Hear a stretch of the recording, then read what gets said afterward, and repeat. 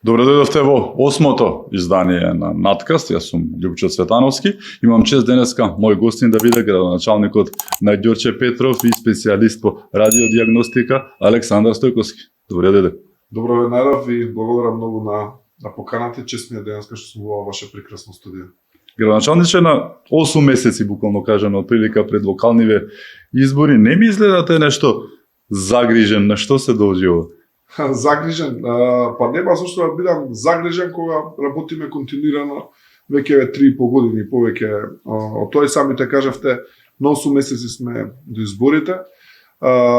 Имаме година во која успеавме да направиме рекорден буџет, ќе биде година со рекорден број проекти, со сопствено финансирање, со рекорден број проекти кои ќе бидат поддржани на страна на владата на Република Македонија, проекти кои што сме ги спремили, дел се во завршна фаза, така да имам само простор да бидам задоволен од тоа што било и тоа што ќе следува и ќе ги исполниме сите очекувања на жителите на општината Ѓорче Петров. Дури некои од тие очекувања луѓето ги чекале по поис од 50-60 години. На некои места знам имавме една ситуација, направивме на уличка за прв пат, искочи бабичка стара 93-4 години.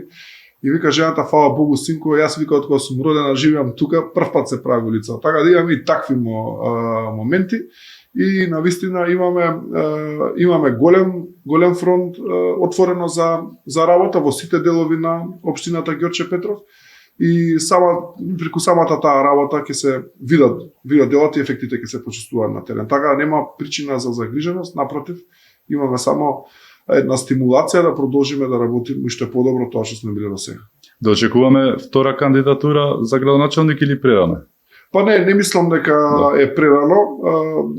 Тамане се на време, имаме континуитет во работата и јас навистина би ја посакал таа кандидатура по втор пат, нормално откако ги тераме сите тие процедури што не се натрепартиски испитување на јавните мислења, но сметам дека треба да се заврши еден голем инвестициски циклус кој што топрво го почнуваме да добијат една целина сите тие проекти, да ги видиме на дело 3 нови детски градинки, над 100 уште нови улици и сите тие работи да добијат една комплексност, да кажам, и сакам да го видам сето тоа реализирано и од таа причина би се нафатил за уште еден мандат. Останувате во Ѓорче, многумина веќе пројави амбиции за град Скопје. Па добро, ги следам јас моите колеги, странично малце знам и да се пошегувам со нив, гледам дека доста од градоначалнициве скопски, па и некои владени функционери се впуштија во трката. Јас единствено фокусот на мојот интерес е општината Ѓорче Петров, 20 години политички делувам во општината Ѓорче Петров, имаме толку многу голем простор за работа, толку предизвици со кои што сме соочени, што јас навистина не гледам причина зашто би размислувал за нешто друго, сем општината Ѓорче Петров. На крај тој дел од градот Скопје што најмногу го сакам, најмногу го познавам, тука живеам и сакам да создадам нешто и создаваме заедно сите проекти кои што ќе останат за идните генерации. Јас постојано го напоменувам тука, благодарение по целата посветеност на администрацијата, на тимот на луѓе кои што работат, правиме сериозни историски исчекори кои што се видливи за општината Ѓорче Петров и мојот фокус на работа би останал тука. Колегите што се заинтересирани, им посакувам среќа, јас ќе го поддржам секако кандидатот на ВМРО ДПМН кој да биде, сите се тие квалитетни како луѓе, докажани во тоа што го работат. Само да ставиме времето да помине, да заврши овој период на предкампања, па кампања и да видиме кого ќе го јавиме за кандидат на градот. На 8 месеци пред изборите, не само за Ѓорче и на ниво на Републиката на Македонија, очекувањата кои се реално? Па очекувањата се реални дека ќе имаме над 50 градоначалници. Односно, одиме на максимално голема победа на локални избори во историски гледано во изборните циклуси назад во Република Македонија и имаме право, имаме резултати позади нас кои што го оправдуваат таквото. очекување, затоа што ние поминавме низ еден многу тежок период. Практично сите градоначалници можеби пар имале добра состојба во општините што ги наследија, но ние поминавме низ еден исклучително финансиски тежок период, зашто првата половина од нашиот мандат, повеќе конкретно кај мене, беше враќање на стари долгови, оправање на работите, создавање на услови за работа. Ние немавме услови за работа, успеавме да отвориме новата општинска зграда, имаме најмодерен објект кој што целосно го опремивме во функција на граѓаните, но го надминавме тој период успешно. Не сме имале ниту една поголема или мала афера, било кој од градоначалниците што се избрани од редовите на ВМРО ДПМН. Покажавме на дело разлика како се работи со проекти, како се работи посветено. И сметам дека еве колега Торце тоа го кажува, најдоброто допрва доаѓа ке сите нас, не само затоа, не во поедини места, од проста причина што ние сме веќе финансиски стабилизирани, посебно ќе издвојам општината Ѓорче Петров, не е дека јас сум градоначалник таму, но ќе ви кажам проста споредба, ако општината се мачала да има годишен основен буџет на сопствени средства од некои 200-240 милиони денари, ние успеавме сега тоа скаличка да подигне на некои 700 милиони денари.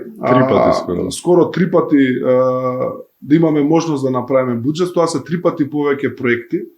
И ако ништо друго е само тоа е еден од показателите дека имаме огромно поместување кон напред.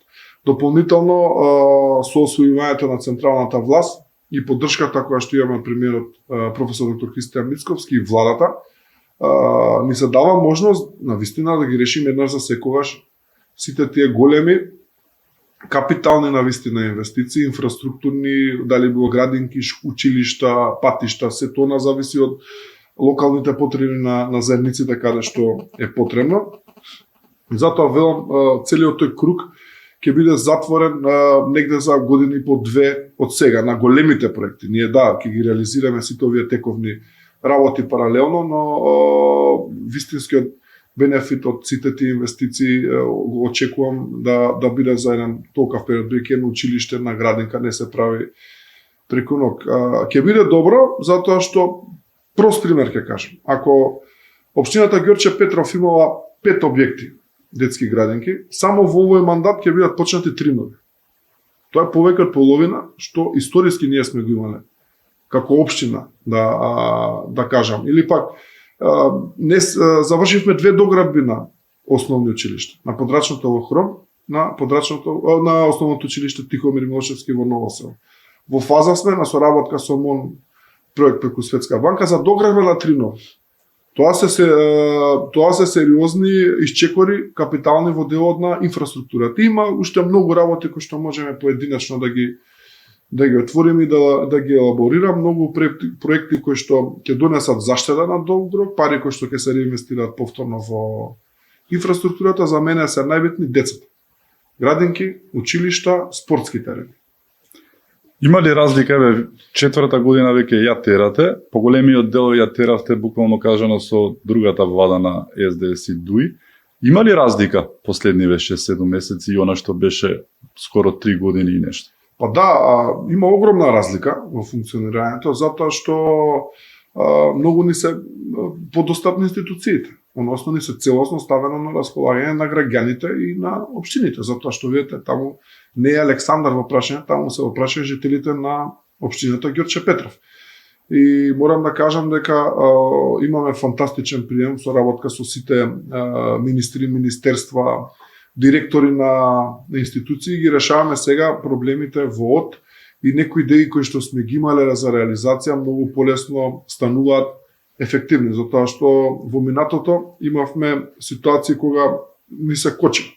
Еве и да не било намерно, не се работело доволно брзо. Јас сум таков, секој сакам да го исклучам тој можен фактор дека некој намерно нешто ти прави, но едноставно не функционира работите. Намерно или ненамерно, работите останувале незавршени.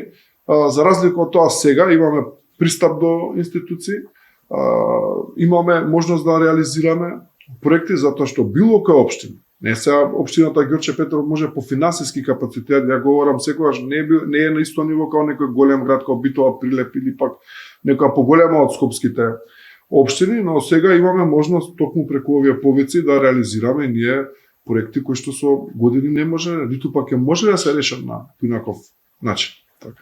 Кога ги спомнавте децата и безбедноста на децата, зборуваме за сообраќајот, оној случај трагичен кој што предизвика силен револт, гнев и бес во македонското општество, убиството буквално кажано на 22 годишната Фросина.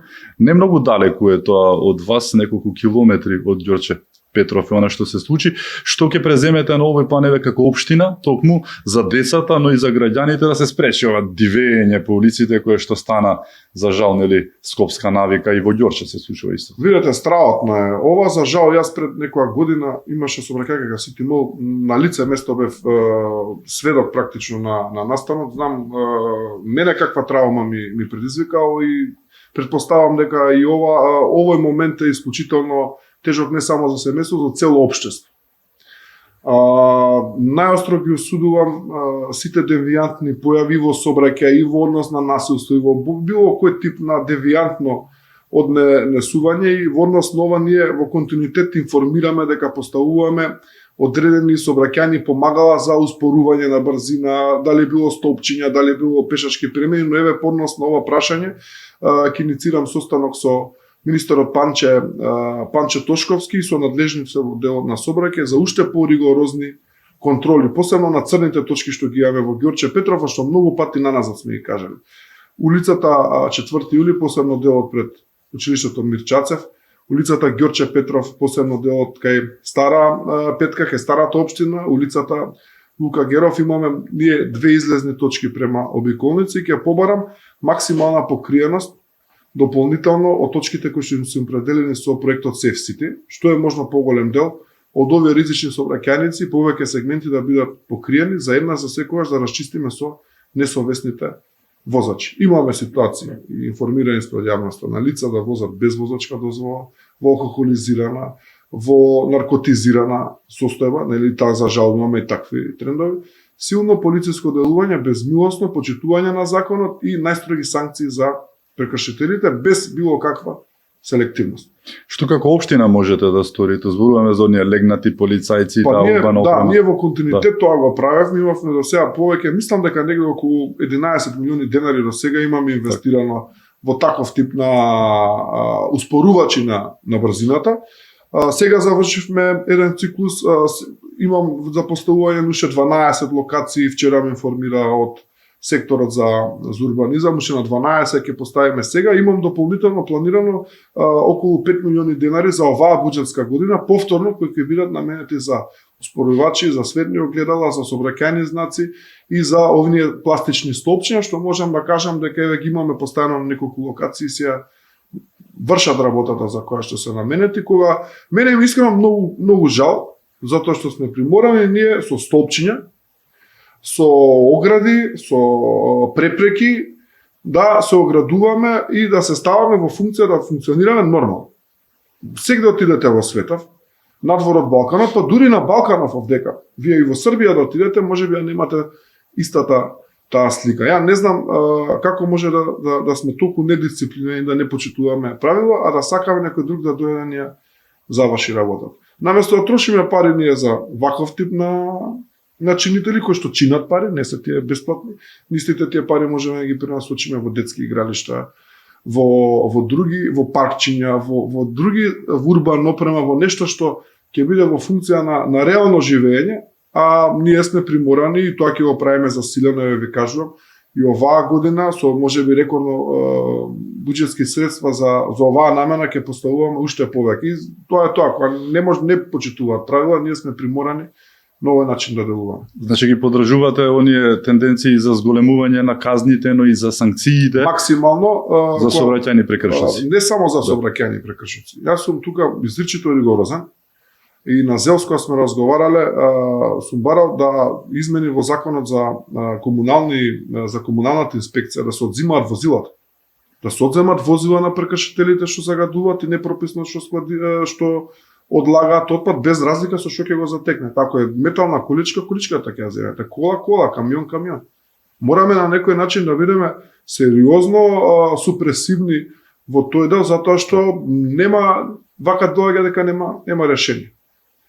И за возењето брзо во сообраќај, не дај Боже во ситуации кои што ни се случуваат, не е една, имаме низа ситуации и не е само сега, се благодарение на медиумите полесно стигнуваат работите до нас и до јавноста. И тоа е добро, треба да бидеме информирани, треба да се покренуваат општествени дискусии, да се подигнуваат нормите на културно живење, затоа што општествена одговорност не е само на фирмите спрема локалната, меѓутоа општествена одговорност имаме сите ние.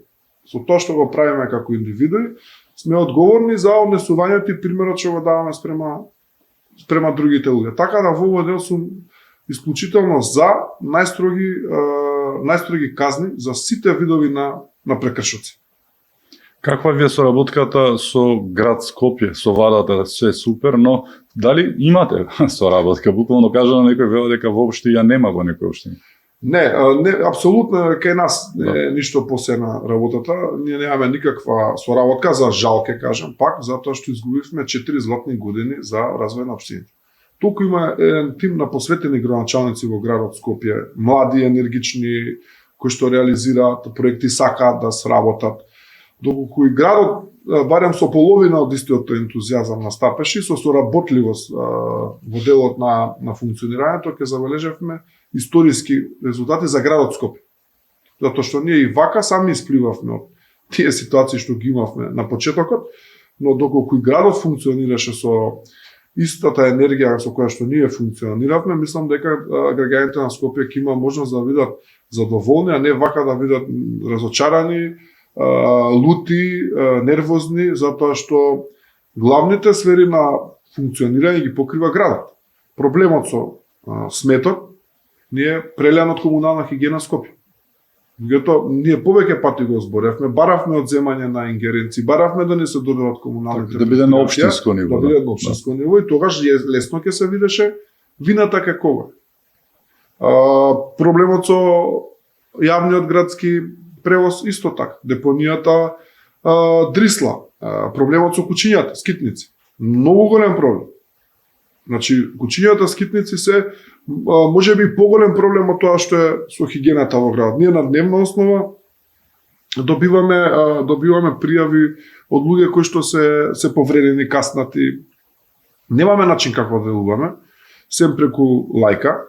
И ние сме на некој начин преносители на информација. За жал, луѓето таму се уваат, не добиваат информации, лажно се информираат, не се постапува по тоа што треба да се постапи.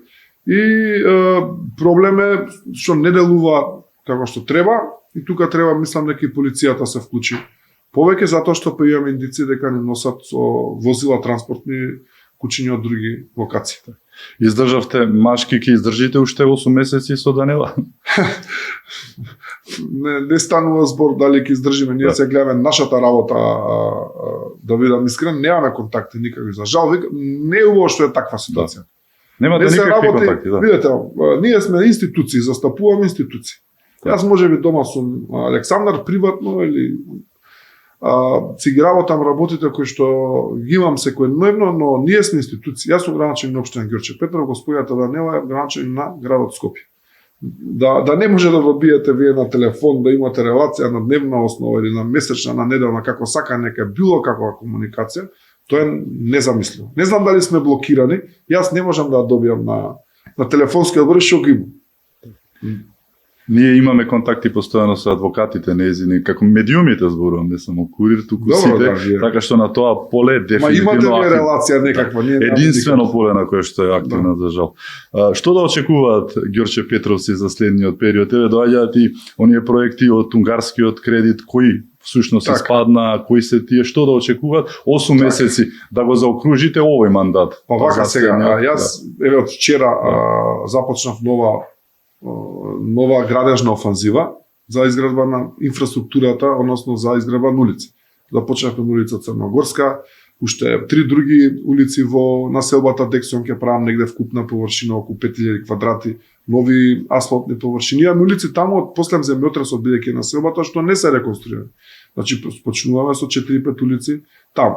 Започнуваме реконструкција на 14 улици во Диво Мало, тоа е дел од урбаната земјица Мирчацев. Паркинг простори, пробивање на улици. Тоа ова го кажам све со наши општински пари. Дополнително ќе ги започнуваме на 21 со проектите кои што ги добивме од првата фаза од унгарскиот заем. Изградба на 6 нови улици, реконструкција и пробивање правиме на нова улица на Социјалистичка зора, нов локален пат од Волково до Орман. Ја реконструираме Вера Циривери Трена во местната заедница Ѓорче Петров, Никола Вокмирович, исто така во Ѓорче Петров, најдолгата улица Николај Островски во Даме Груев. Ова се све улици кои што ни се од првата фаза. И се со вредност од некои 38 милиони денари. Во фаза сме на распишување јавна набавка нова детска градинка во населбата Дексион. Ова е проекти кои што веќе ни се одобрили. Паралелно, јас нагласив со сопствени средства покрај овие 22-3 улици кои што ги започнавме вчера како циклус да ги работиме, ќе направиме дополнително ше 25 со наши средства. Со новиот повик кој е преку влада ќе аплицираме со проекти за доизградба на патот до Кучково со пешачка патека, изградба на 112 милиони денари локални патишта. Тоа е големиот проект Ѓорче Бескал. Така да, еве оваа прилика ќе искористам да луѓето во руралниот дел да не се секираат, сите улици ќе им бидат направени. Каде што нема канализација ќе доправиме, водовод негде ако фали. Сакам тие луѓе да се почувствуваат еднашка дека некој им ветил и тоа го оствари. Затоа што и во текот на досегашното работење многу често се соочував со ситуации на терен, вика мислевме и ти дека ќе ни излажеш. Најверојатно така се случувало претходно, но сега ние самите до сега направивме 80 улици. Сега кажав 22-3 што ќе ги направиме, тоа се преку 100. Од преку влада 7 нови, 107. 90 на 100 улици ќе направиме со новиот проект. Во текот на мандатот јас сум сигурен дека бројката ќе биде минимум 220-230 улици кои што ние во Ѓорче Петров ќе ги направиме. Тоа е огромна површина, тоа е историски нешто најголемо што се случило. Ги спомнав дека сакам 3 градинки да бидат започнати. Едната не е започната во Стопански двор, уште 2 да започнам во текот на мандатот. Доградба на 3 училишта. Изградивме 7 спортски терени само минатата година. Изградивме за прв пат терен со вештачка трева во Мирчаце, во основното училиште Страшо Пинџур, во Димитар Поп-Георгиев Беровски. Мултифункционалните терени сите ги обновивме и бранители, го обновивме и во Даме Груев. Оваа година ќе го направиме фудбалското игралиште на Полјана.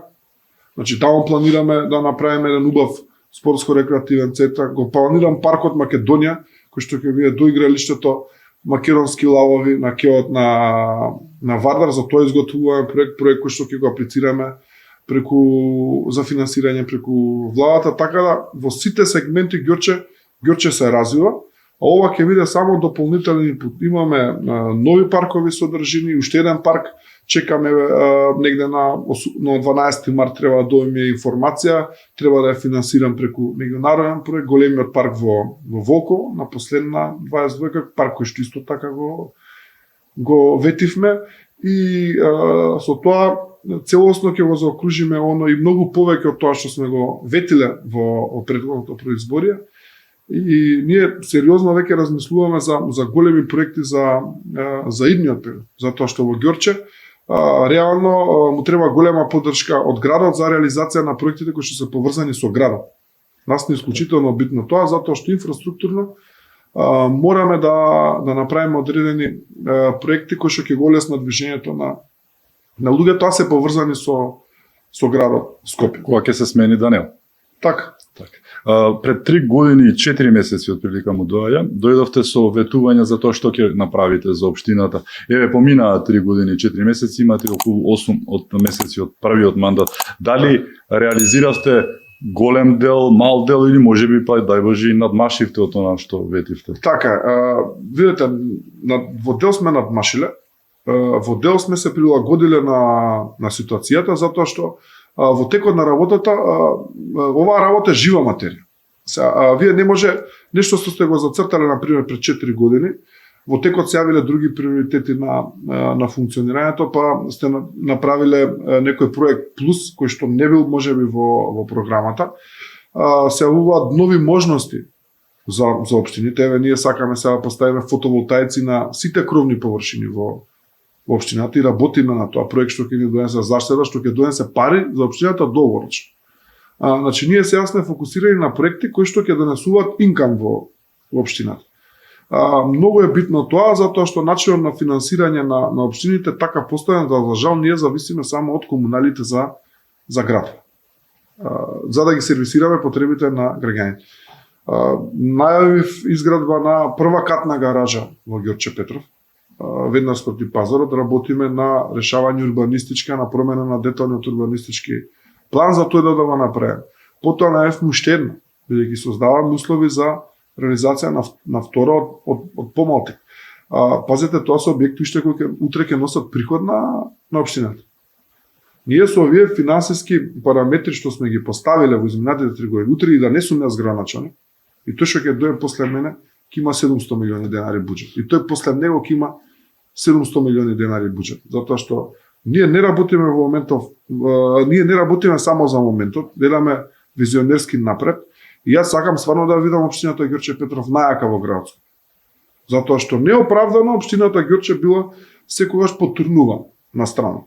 Да, ние можеби од причина што се давало приоритет на соседни општини околу нас, да кажам, не се инвестирало толку многу. Меѓутоа Ѓорче, јас ви гарантирам дека ќе има приматот на најразвиена општина. И во делот на бизнис, и во делот на услови за домување, и во делот на инфраструктура на патишта, тука најмногу инвестираме од сите општини, и во делот на граденки, и во делот на училишта. Како стоите на полето на оној сектор што живо, значи здравството, фела од кај што доаѓате и вие како специјалист? Да. Нели? Во Ѓорче, но еве бидејќи тие работи се сврзани ткива и со државата, односно со поголемиот дел од здравството, зборувам и за клиниките и за се. Не има ли спас, буквално кажано, или е невозможна мисија да се оправи, бидејќи дефинитивно, ако сте биле во клиника, сте биле и луѓе што не дај Боже да отидете натаму, нели? Видете вака сега, здравството е многу комплексна материја и за жал, еве и сега повторно се случува истото, не абстрахирам, мислам, ситуацијава. Брзо се менува администрите и секој нешто пробува да направи нова реформа. Секогаш кога ќе дое нов министер, да слушаме зборот. Сега го зборувам ово од аспект на лекар, ни политички, ни партиски, ајде како да се изразам, чисто како јас го чувствувам нештото, бидејќи од 2008 јас работам на клиниката за радиологија во клиничкиот центар, добро ми се познати ситуациите. Згрешивме работата затоа што имаше еден период кога се инвестираше во кадар, оној период баш кога бев на специализација, меѓутоа после имавме еден голем гап. Не се испраќа колеги на едукација, се отворија многу можности во приватните институции, многу тие што беа поспремни за мина и ќе заминуваат до прва, не мора да одат негде надвор, туку има совршени услови во приватното здравство и подобро платени и подобри услови за работа и ние и тој проблем ќе го имаме. Прелевањето на кадар интерно во државата, не дека сите се села, не е така лесно да се преселите и да се снајдете во некоја страна држава. Општо нас ни фали во државата ред. Како што го зборевме за собраќајот, како што го збориме за хигиената, така и во здравството. Здравството е дел од општествениот систем, најголем дел заедно со образованието, заедно со војска и полиција. Се изгуби редот, некош гледаме премногу да им се удоволи на странките во случај, се направија некои непромислени работи. Дури во еден момент мислам дека премногу се инвестираше во опрема без да се обезбедат адекватни услови за сместување на таа опрема и да се обезбеди адекватен број на стручни и по број кадри. Не може да држите вие по договор на дело со години илјадници луѓе во здравствениот систем и тие да бидат мотивирани, а при тоа да не бидат осигурени да не земат плат. Добар е потекот за вработување на специализантите, меѓутоа и тука треба да има ред. Значи треба да направи државата пресек. Колку нас ни требаат специализации од било која област. Имаме хиперпродукција на кадри, например на гинекологија вие може имате 50 доктори специјалисти гинеколози, а на анестезија ви фалат 50 анестезиолози. И тука треба државата да застане цврсто и да речеме тоа е тоа, да застанеме, направиме математика, тоа лесно се прави, се гледа за колку време идат луѓето во пензија, нас не треба кадровско освежување и ете, ако има услови кај нас да се специализират, да, а ако не, да се испратат луѓе како треба и надвор, да дојдат тука, да го пренесат своето знаење. Ова го зборувам за сите нивоа во здравството. Од болничар, медицинска сестра, доктор, се она што е вклучено. Зато здравството не се само лекарите. Лекарите се најмал број вработени во здравството. Имате многу повеќе од други од здравствени, нездравствен, мислам персонал кој што е административен, а е во функција на здравството. Дали може многу тешко и многу долг процес е тоа. Сепак сте оптимист, како паталец, негаталец, човек. Пола, сум, да бидам искрен. Така. Пола сум, затоа што треба нешто радикално да се стори. Да, радикално треба, ги кажав некои од чекорите, треба да се променат цените на здравствените услуги, треба да бидат реални да бидат партиципациите. Знаете како најскапо ефтиното или бесплатното здравство. Тоа не многу не чини. Тоа може вака звучи сурово од искуство кое што го имам од различни места. Не може да биде ефтино ако апаратот, јас мислам ние што го купуваме апаратот, има иста цена и например, не знам, во Германија, во Соединените, може и таму да е поевтин дури, бидејќи ние сме мал пазар опременети со царини со даноци, сигурно може кај нас и поскапи тие нешта. Персоналот мора да го платите ви адекватно. Мора да имате доволно персонал. Се знае денеска колку можам да сработам како радиолог. Кај мене е мерливо. Број на прегледи, вие може на еден преглед да заглавите 2 сата. 6 часа ви е работното време или 7 на другите колеги. Ја може да се случи да решам денеска 50, 100, 200 наоди, меѓутоа другиот ден да заглавиш да решиш 2-3, ако се комплицирани, кај што треба да обрнеш внимание, треба да вклучиш други колеги, да се консултираш. Не е едноставно, знаете како луѓето некогаш брзат и во тоа брзање ствара непотребен притисок спрема колегите и потоа се греши. Меѓутоа постам тежината останала како тој што го изда резултатот. Ќе ви кажам еден личен пример, ја навистина колку што можам. Секој што ќе ми се обрати, например, сега, во периодов го повикувам кај мене, ми носат седиња и тоа што можам да го видам како област што сум го работал повеќе, гледам да го решам сам. Да не се јавам толку на клиника кај моите колеги, затоа што на вистина го ценам нивното време. Знам дека луѓето не може да постигне. Таму имаме прекрасни луѓе. Генерално во здравството со вршено добри колеги, во најголем дел, да речам 80%, лојални, исполнителни, вредни, посветени се. Меѓутоа, ја го знам притисокот од внатре и гледам максимално да ги редуцирам контактите во тој дел да не им вршам притисок. Пак ќе кажам, пола сум дали може да се успее, треба многу енергија, пари треба многу. Морам, мислам, тоа е основно веќе. Ќе биде малце, ќе најде малку можеби нема да биде популарно, популистички тие некои работи, ја барем вака што ги замислувам. Мислам дека треба да има ваучер систем на лекување. Од аспект да се утврди првен ценовник на здравствените услуги реален, мислам дека не е реален ценовникот. Барем од тоа што сум можел да видам во минатото, дека цените се ниски. Да се постави можноста да ако си плаќате вие приватно, ако си плаќате вие осигурување, ако плаќаме сите што сме вработени, да можам ја да го искористам тој во приватниот сегмент. Па ако можам јас да си доплатам, јас ќе си доплатам за одредена услуга.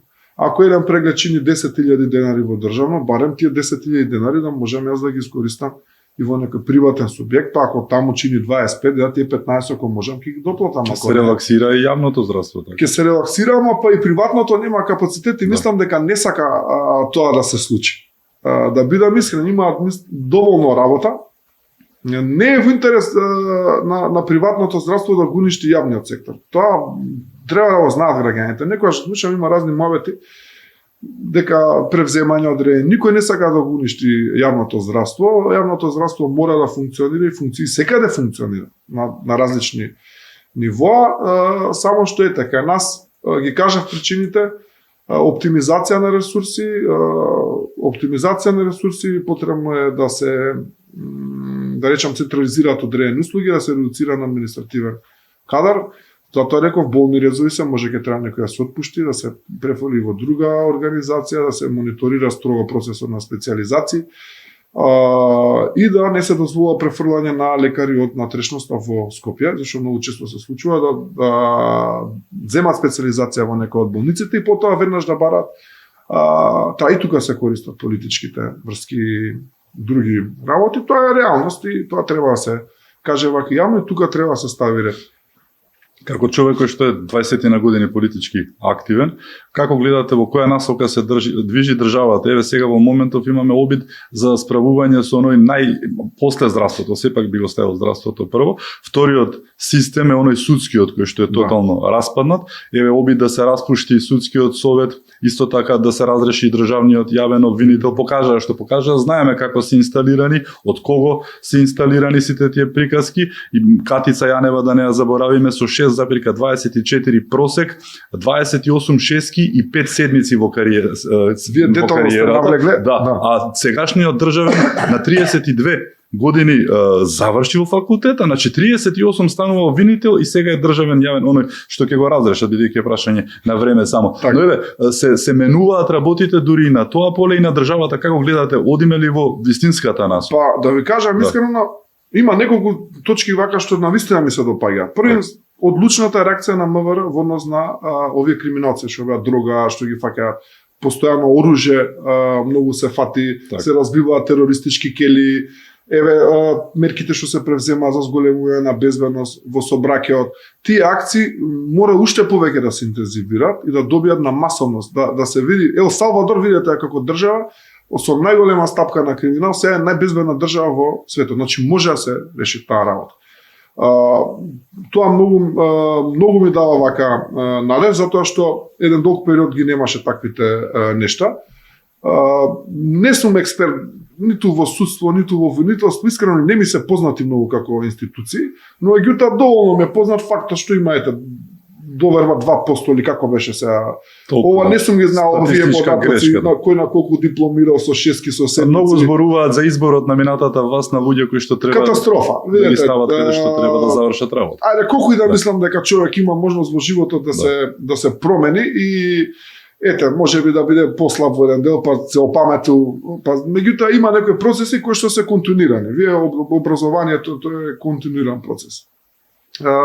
Професионалната кариера е континуиран процес. И сега ако такви луѓе со такви основи на вештини станувале на толку големи позиции, тоа е катастрофа. Тоа биле ставани за да служат на одредена политичка гарнитура. Прочем, сите ветме ние под притисок на тоа СЈО. Јас сум бил таму најмалку 2 пати на распит за X случаеви кои што не биле директно поврзани со мене. Знам колку луѓе, јадници луѓе беа под притисок, под закани, дека кривично ќе одговарат, затвори, притвори.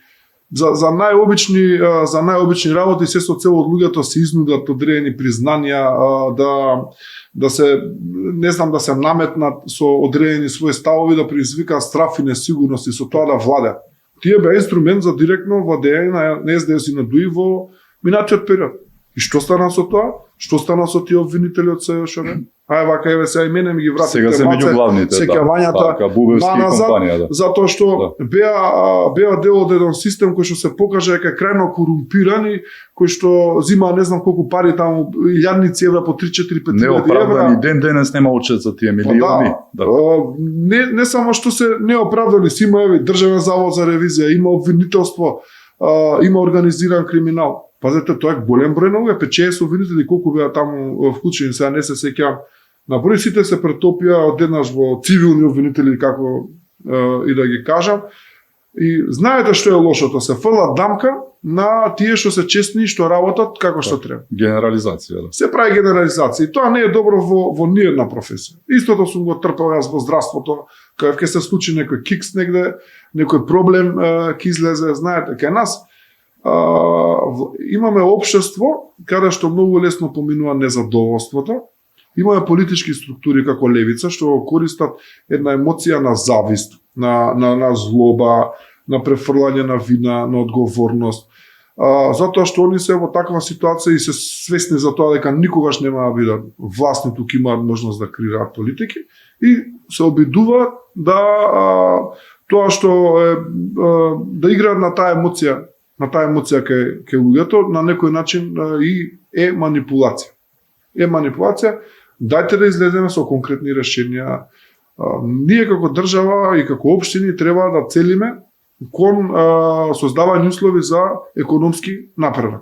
Да создадеме услови за инвестиции ние како општини, да дојдат луѓе, да вработат луѓе, да останат пари во општината, а државата треба тоа да го реши. Само со подобрување на бизнес климата, ова многу значи расчистување со криминалот, со криминални групи, да се ги заштитиме децата, да не се безбедни, да нема дрога, да нема девијантни понесувања, глупости, пијанчења, дрогирање на сите страни, јавна тајна е тоа што се случува по ноќните клубови и само одлучно.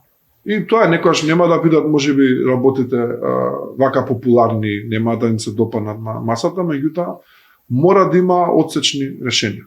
Се покажа дека кога се сака и се знае, односно нели со труд и со идеи се може.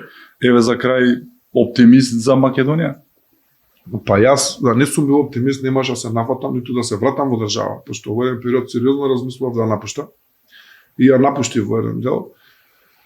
Меѓутоа секогаш сум оптимист. Тука ми е се што имам стекнато од моите родители, од моите предци, од мене самиот, тука творам, тука работам и јас и сопругата сме двајцата посветени, еве но што сме двајцата лекари, работиме со луѓе, си го сакам јас народот и си ја сакам државата лично и на вистина сакам да видам Македонија напред, зашто вие каде и да одите, тоа е супер све, може ќе ви биде во наводници подобро, да, поубави услови, ама и тие луѓе биле вакви. Па ти скандинавските земји пред 50 години биле и Исланд еден, биле земји на алкохоличари, на багабонти, на такви структури на луѓе. Една Данска била таква држава. Тие стигнале до многу понапредно цивилизацијско ниво. Зошто го споставиле ред? Тоа е тоа. Значи, мораме да бидеме ние одлучни во активностите и да се преземат и непопуларни чекори. Важно да бидат на долг рок, да бидат тие оправдани. Така. Благодарам што бевте мој гост. Благодарам многу и на вам за поканата. Ми беше чест. Ви благодарам и вам што бевте со нас. Ова беше 8-то издание на Надкаст. Се гледаме секој четврток во 20 час. Да сте ни живи и здрави и секако чувајте се многу.